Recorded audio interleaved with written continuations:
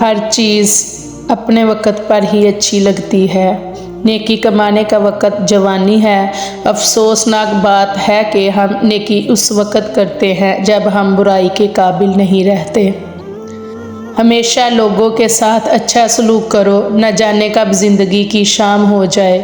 ماں کی بد دعا سے بچو، یہ تمہارے لیے دوزخ ہے۔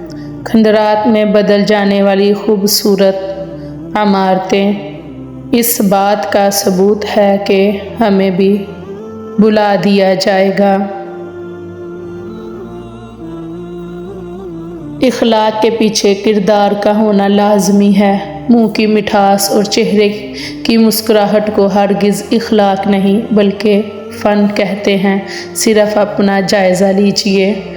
رشتے بنانا اصل بات نہیں بلکہ اصل بات ان رشتوں کو نبھانا ہوتا ہے۔ جب دل میں ثواب کا شوق اور عذاب کا خوف جمع ہو جاتا ہے تو جنت اس کی تلاش میں ہوتی ہے۔ جھوٹ بہت تیز دوڑتا ہے لیکن منزل پر سچ ہی پہنچتا ہے۔ علم ایک ایسا پھول ہے جتنا کھلتا ہے اتنی خوشبو دیتا ہے۔